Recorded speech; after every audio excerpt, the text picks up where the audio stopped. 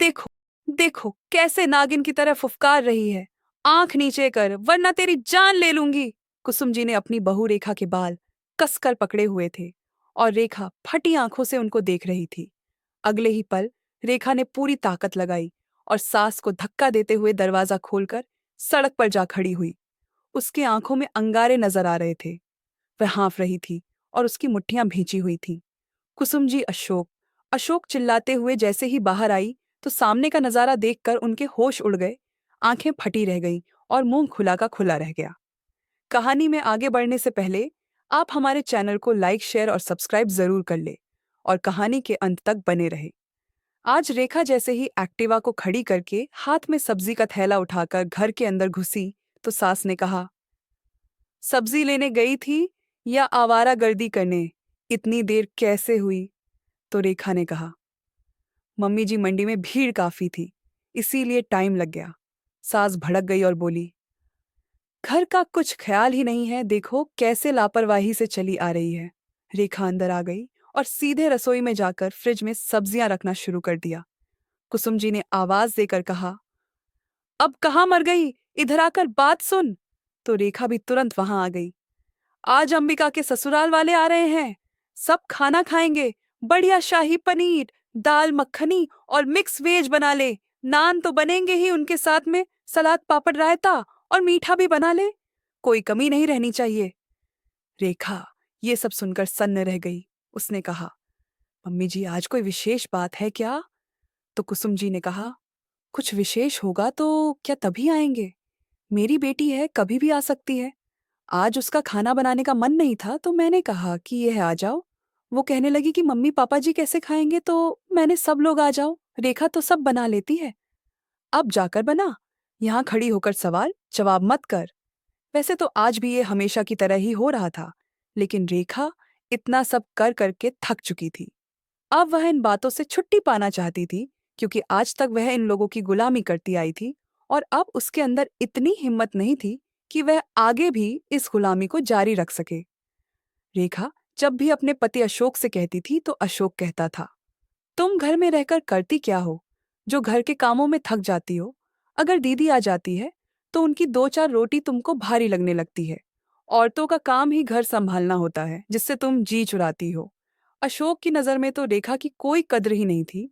सबकी जी हुजूरी करने के बाद भी वह कहता था कि तुमने किया ही क्या है। इसीलिए आज रेखा ने जवाब देने का मन बनाया और कहा, मम्मी जी आखिर दीदी का घर ऐसे कैसे चलेगा? उनकी शादी को 1 साल हुआ है और इस 1 साल में से पता नहीं कितनी बार यहाँ से खाना जा चुका है या फिर वे खुद ही यहाँ आ जाती थी। मम्मी जी, वह अपने घर खाना बनाती भी हैं या नहीं, पता नहीं कैसे ससुराल वाले हैं जो कुछ कहते ही नहीं हैं।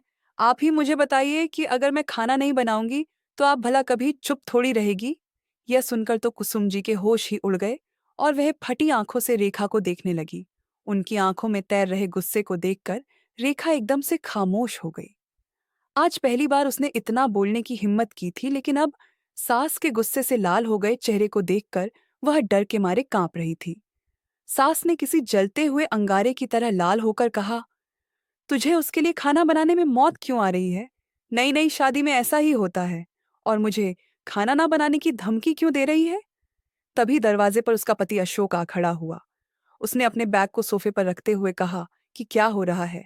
रेखा, पहले मुझे पानी दे दो और फिर मेरे लिए कड़क चाय बना दो, बहुत थकान हो रही है। रेखा जाने के लिए जैसे ही रसोई की तरफ मुड़ी तो सास ने कहा, ऐसे कैसे जा रही है? अशोक को बताएगी नहीं कि तू मुझे अभी कैसे धमकी दे रही थी?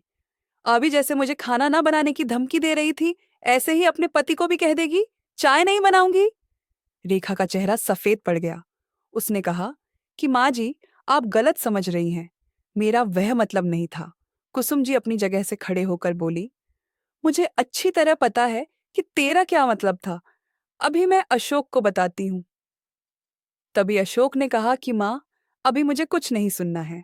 सारा दिन कंप्यूटर पर काम करके मैं बुरी तरह से थक चुका हूँ और मुझे गर्मी लग रही है। रेखा, तुम मेरी चाय कमरे में ले आना, मैं एसी में बैठने जा रहा हूँ।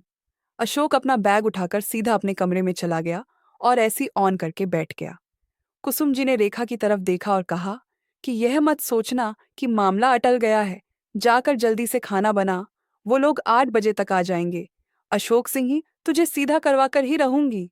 रेखा ने रसोई में जाकर एक गहरी सांस ली और बोली, आज तो जान बच गई, वरना अशोक पता नहीं मेरा क्या हाल करते।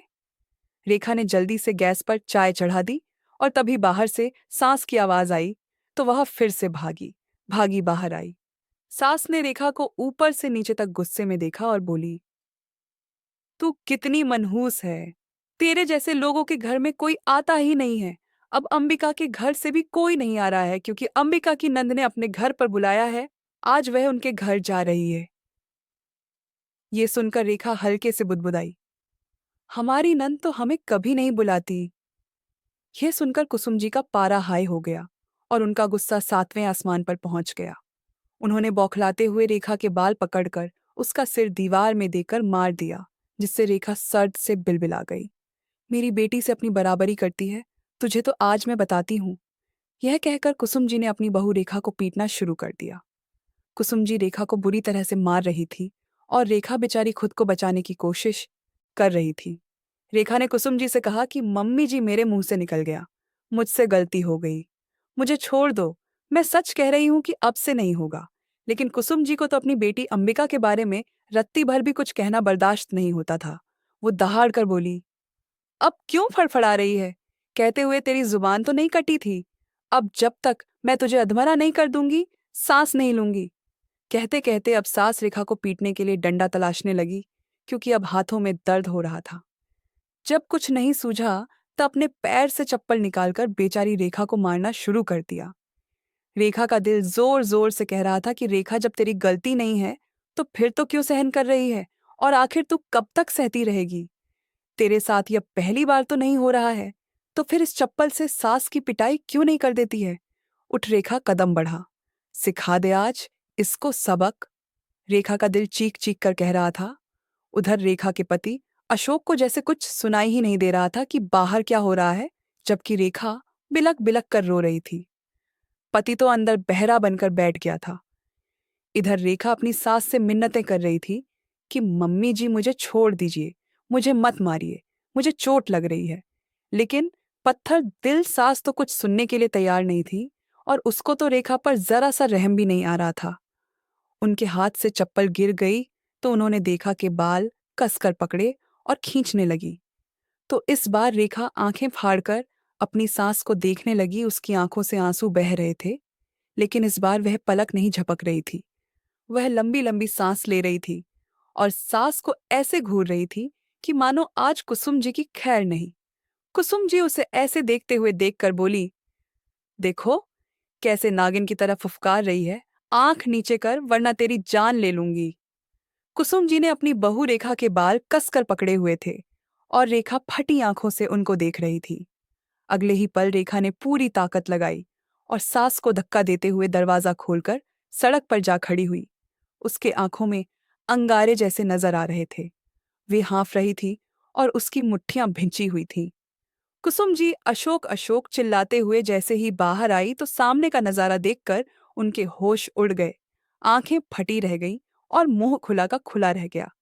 पीछे से अशोक भी कहता हुआ आया और बोला, माँ क्यों चिल्ला रही हो? रेखा अभी तक चाय बनाकर क्यों नहीं लाई? लेकिन दरवाजे पर खड़ी माँ को बाहर देखते पाया तो खुद भी बाहर देखने लगा, और बाहर का नजारा देखकर उसकी पैरों तले जमीन ही निकल गई। सड़क पर रेखा खड़ी थी और गुस्से से अपनी सास को देख रही थी। उसका ब्लाउज कंधों से फटा हुआ था और साड़ी का पल्लू नीचे गिरा हुआ था। वह रोते हुए शोर मचा रही थी कि यह लोग मुझे जान से मार देंगे, कोई मुझे बचाओ, ये लोग मुझे जान से मार देंगे। मोहल्ला इकट्ठा हो चुका था। अशोक ने धीरे से अपनी माँ से कहा कि माँ, मैं तुमसे कितनी बार कहा है कि जो भी किया करो कंट्रोल में किया करो। इतनी देर से मुझे आवाज आ रही थी, मुझे पता होता कि नतीजा ये होगा तो मैं कब का बाहर आ जाता। अब भुगतो इसको। पड़ोसी जाकर रेखा से पूछ रहे थे कि क्या हुआ है, तो रेखा ने सबको वही बताया जो हुआ था। घबराई हुई कुसुम जी सबसे कह रही थी कि मैंने कुछ नहीं किया है, यह कपड़े इसने अपने आप फाड़े हैं। लेकिन मोहल्ले के सारे लोग उनको शक की निगाह से देख रहे थे, क्योंकि सब लोग पहले भी रेखा की रोने की आवाज सुनते रहते थे। अशोक ने आगे बढ़कर उसके कंधे पर हाथ रखकर कहा कि रेखा, चलो अंदर चलकर बात करते हैं। अगर मन कुछ कह रही थी तो तुम मुझे बता देती। सड़क पर तमाशा बनाने की क्या जरूरत थी? दिख ने अपने पति अशोक का हाथ बुरी तरह से झटक दिया और जोर से चिंघाड़ते हुए बोली, अपनी हमदर्दी अपने पास रख। तू भी तो मेरे साथ यही करता है जो आज तेरी माँ ने किया है। अब मुझे तुम लोगों की एक बात भी बर्दाश्त नहीं करनी। मैं तुम्हारे घर में गुलाम नहीं हूं जो दिन रात सिर्फ तुम लोगों की गुलामी करूं। आज तक यहाँ पर किसी ने मेरी तबीयत तक का ख्याल नहीं किया है। मैं अब आजाद होना चाहती हूँ। रेखा ने उसी समय एक ऑटो को रोका और उसमें बैठकर चली गई। पूरा मोहल्ला और माँ बेटे देखते ही रह गए। आज रेखा के एक कदम ने उसकी सांस लेना आसान कर दिया था। वह हमेशा से अपनी सास का अत्याचार सहती आई थी, लेकिन अब उसकी हिम्मत जवाब दे चुकी थी और आज वह एक साधारण औरत से एक सशक्त महिला बनकर उभरी थी। अगर आपको कहानी अच्छी लगती है तो वीडियो को लाइक, कमेंट और शेयर करना ना भूलें। और ऐसे ही पारंपरिक किस्से और दिल को छू जाने वाली कहानी देखने के लिए चैनल को सब्सक्राइब जरूर करें।